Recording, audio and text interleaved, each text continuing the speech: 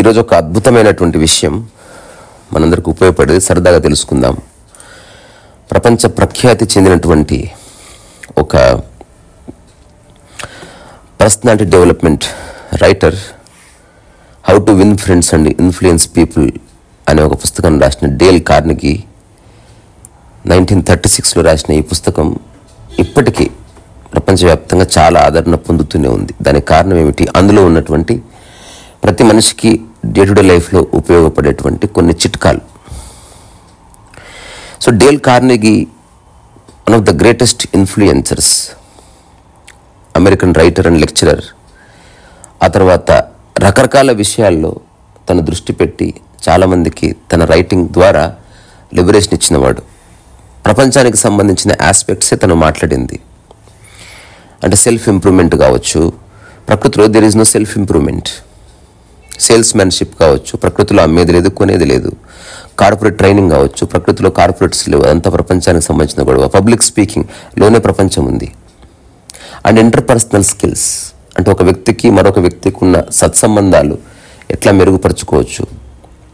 ఒక సాదాసీదా కుటుంబంలో మిస్సోరీలో పుట్టిన డేల్ కార్నెగీ అద్భుతాలు చేశాడు లైఫ్లో. సో ఈరోజు ఆ పుస్తకంలో ఉన్న ఒక 3 ఇంపార్టెంట్ పాయింట్స్ నేను మీకు చెప్తాను. పుస్తకం how to win friends and influence people అయినప్పటికీ, ఫస్ట్ ఆఫ్ ఆల్ వేరే వాళ్ళతో నీకు సంబంధం లేదు, నువ్వు ఒక్కడివే ఉన్నావు అనుకో, అసలు నువ్వు ఏది నేర్చుకోవాల్సిన అవసరం లేదు. జస్ట్ ఇమాజిన్ చేయి, నువ్వు ఆది మానవుడివి అనుకో. What is it you have to learn in day to day life? There is nothing. Communication skills అవసరం లేదు, ఇంటర్పర్సనల్ స్కిల్స్ అవసరం లేదు, డబ్బు అవసరం లేదు, ఏం అవసరం లేదు, తద్వారా లెర్నింగ్ అక్కర్లేదు. కానీ మనం ప్రపంచంలో ఉన్నందుకు we have to learn something in order to have a smooth ride. So ఈరోజు 3 పదాలు అతను చెప్తున్నవి, ఇవి నేను ఆచరిస్తున్నవి, మీరు ఆచరించండి, చాలా బాగుంటుంది లైఫ్. ఎందుకంటే మనం అంతా బాగుండాలని మన ప్రయత్నం అంతా, కానీ ఎలా ఉండాలో బేసిక్స్ కూడా తెలియదు మనకి. అందులో మొదటిది డోంట్ క్రిటిసైజ్, రెండవది డోంట్ కండెమ్, 3 డోంట్ కంప్లైన్. ఈ 3 అత్యంత ముఖ్యమైనవి. మన కమ్యూనికేషన్స్ నాశనం చేసే విషయాలు ఈ 3. ప్రతిదాన్ని క్రిటిసైజ్ చేస్తాం, ప్రతిదాన్ని మనం కండెమ్ చేస్తాం. నేను ఖండిస్తున్నా, నాకు నచ్చలేదు అది అంటాం. తర్వాత 3వది నేను కంప్లైంట్ చేస్తూ ఉంటాను, వాడు అట్లా చేశాడు, వీట్లా చేశాడు. What is it? నీ జీవితంలో ఇవన్నీ చేయడం వల్ల నువ్వు సాధించేది ఏమిటి? ఇన్ని కోట్ల మందిలో దాదాపు 800 కోట్ల పైచిలుకున్న మానవ జాతి జనాభాలో నీకు పరిచయం ఉన్న బోడి ఒక 10 మందితో నువ్వు నిరంతరం సంఘర్షణ పడుతున్నావు. దానికి కారణం ఏమిటి? నువ్వు క్రిటిసైజ్ చేస్తున్నావు, కండెమ్ చేస్తున్నావు, కంప్లైంట్ చేస్తున్నావు. సో డేల్ కార్నెగీ ఏమంటాడు? ఇవన్నీ చేయకుండా either be silent or give sincere appreciation honestly అంటాడు. అప్రిషియేట్ చేయి, పక్కకు తప్పుకో. You are not here to change anybody. నీ ప్రజెన్స్ ఒక ఆహ్లాదకర వాతావరణాన్ని క్రియేట్ చేయాలి.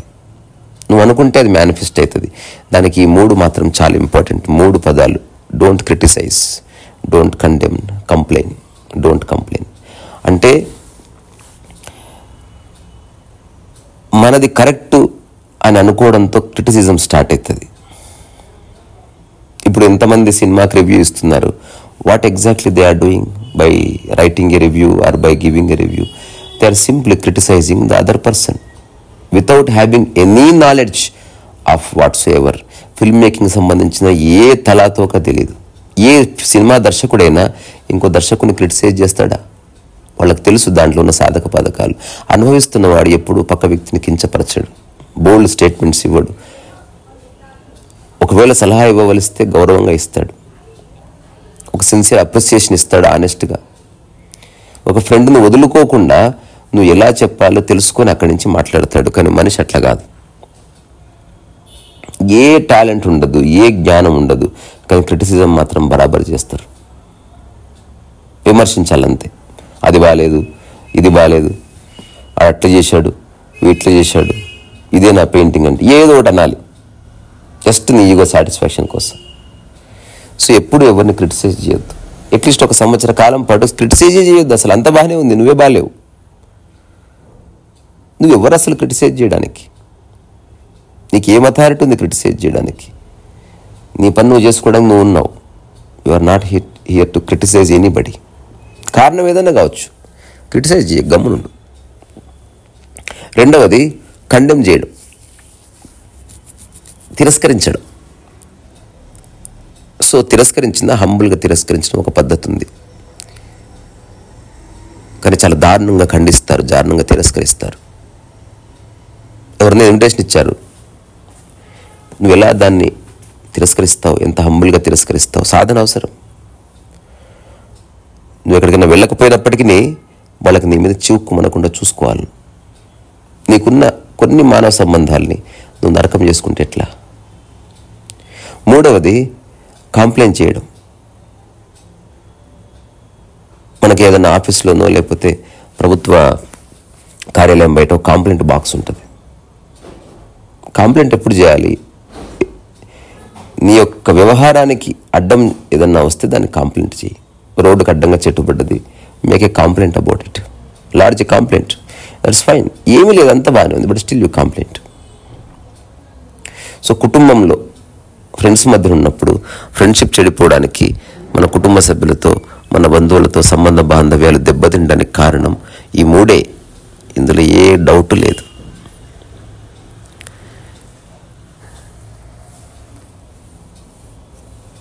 సో ఈ పుస్తకం చాలా అద్భుతమైన పుస్తకం, సరదాగా చదవచ్చు, అన్ని చిట్కాలు ఉంటాయి. కానీ ఆచరించే దేవుడు భలే రాశాడు రా డేల్ కార్నెగీ, అది కాదు చెప్పవలసింది. అది నువ్వు ఆచరిస్తున్నావా లేదా, అది ఇంపార్టెంట్. సో ఎప్పుడైనా క్రాస్ చెక్ చేసుకోండి.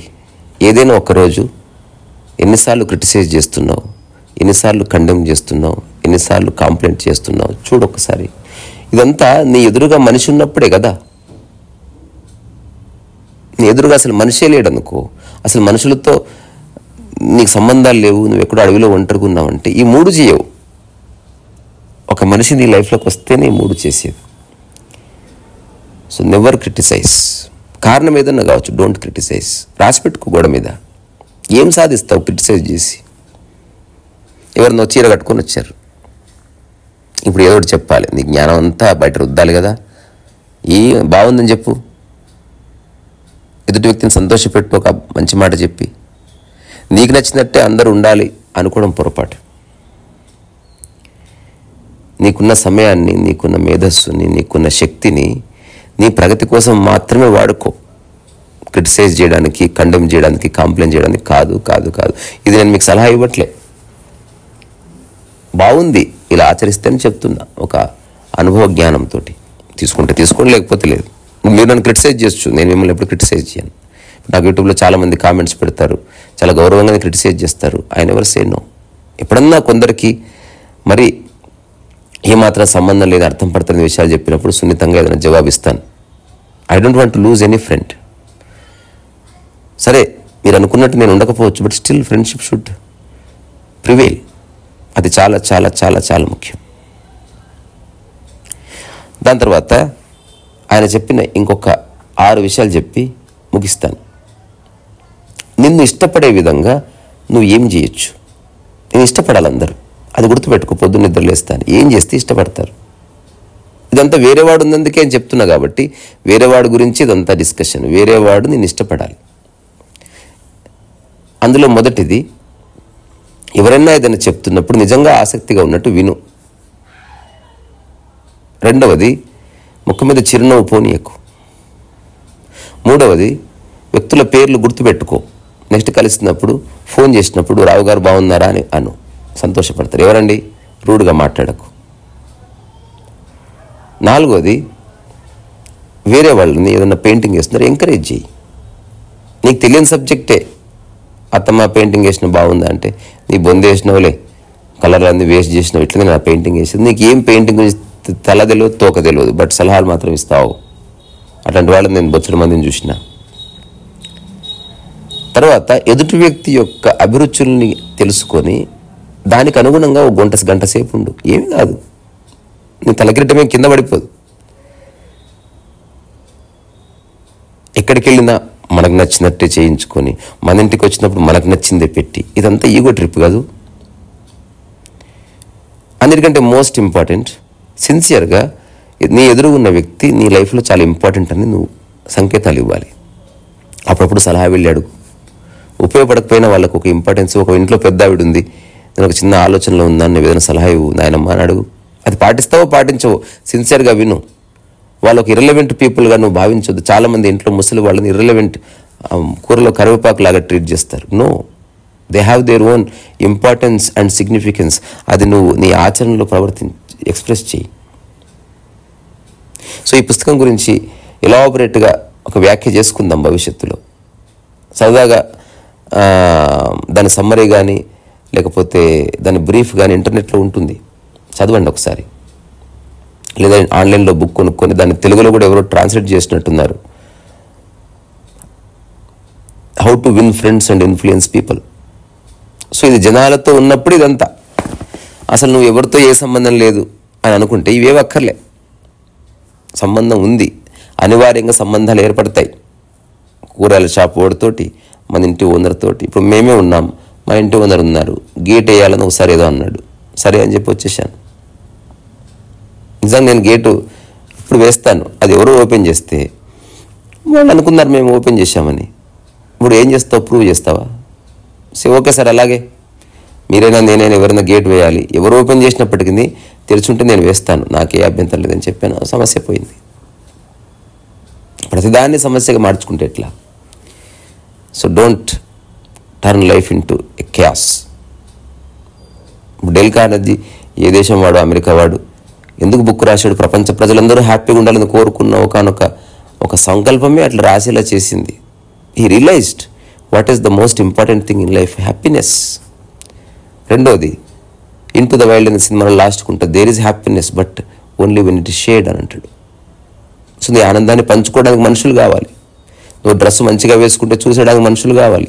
నువ్వు పెయింటింగ్ వేస్తే చూడడానికి మనుషులు కావాలి. నువ్వు పాట పాడితే వినడానికి శ్రోతలు కావాలి. నువ్వు బుక్ లాంచ్ చేస్తే వచ్చి పుస్తకాలు కొనుక్కోవడానికి రావడానికి మనుషులు కావాలి. నువ్వు బస్సు నడిపితే బస్సు ఉంటే ఆ బస్సు ఎక్కడానికి మనుషులు ఉండాలి. సో మనుషులతోనే సంబంధం. అందుకని ఆ మనుషుల్లో అందరినీ స్నేహితులుగా మార్చుకో. ఎవరి నుంచి ఏం ఎక్స్పెక్ట్ చేయకు. వాళ్ళకి తలకాయ నొప్పి కాకు. వాడు తలకాయ నొప్పి క్రియేట్ చేస్తే పట్టించుకోకు. ఊరికే క్రిటిసైజ్ చేయకు, ఊరికే కండెమ్ చేయకు, ఊరికే కాంప్లైంట్ చేయకు. లాస్ట్ స్టేట్మెంట్ నా మీద చెప్తున్నాను. ఒరిస్సా ఊరికే కంప్లైంట్ చేయను. అట్లాగే దేన్ని ఊరికే తిరస్కరించను. అట్లాగే ఊరికే విమర్శించను. తద్వారా ఇప్పుడు చెప్పుకున్నదంతా నాకు నేనే. ఇది మాధ్యమం ఉంది కాబట్టి మీరు వినొచ్చు. మీరు నిజంగా ఆనందంగా ఉండాలంటే ఈ 3 అస్సలు చేయకండి మిత్రులారా. దానివల్ల రూపాయి ఉపయోగం లేదు. నిజంగా నీకు అర్హత ఉన్నప్పుడు తెలుస్తుంది. అసలు క్రిటిసైజ్ చేయకూడదు, చేసినా ఎంత హంబుల్గా చేయొచ్చు. కండెమ్ చేయకూడదు, చేస్తే ఒక ప్రత్యేక సందర్భంలో ఎలా కండెమ్ చేయాలి, హంబుల్గా విత్ హ్యూమిలిటీ. అలాగే కాంప్లైంట్ చేస్తే ఇక తప్పనిసరి అయినప్పుడు కాంప్లైంట్ చేయాలి. ప్రతిదీ కాంప్లైంట్ చేయడం, లైట్ బంద్ చేసినామని కాంప్లైంట్, డోర్ గట్టిగా వేసామని కాంప్లైంట్. Understand people. సో నీ కుటుంబ సభ్యులతో, నీ బయటి వాళ్ళతో, నీ చుట్టుపక్కల వాళ్ళతో, స్నేహితులతో, బంధువులతో అందరితో స్నేహం ఎస్టాబ్లిష్ చేసుకో. Win more friends in life. దానివల్ల లైఫ్ చాలా బాగుంటుంది. ఫ్రెండ్స్ ఉన్నది ఏదో బెనిఫిట్స్ కోసం కాదు, నీ యొక్క కాలక్షేపానికి కావచ్చు, నీకు ఒక చిన్న భరోసా ఇవ్వడానికి కావచ్చు, నీకు ఒక భద్రత కోసం కావచ్చు. మనుషులు అవసరం. అట్లాంటి మనుషుల్ని తూలనాడకు, పాపం అది. సరస్సు వయసు.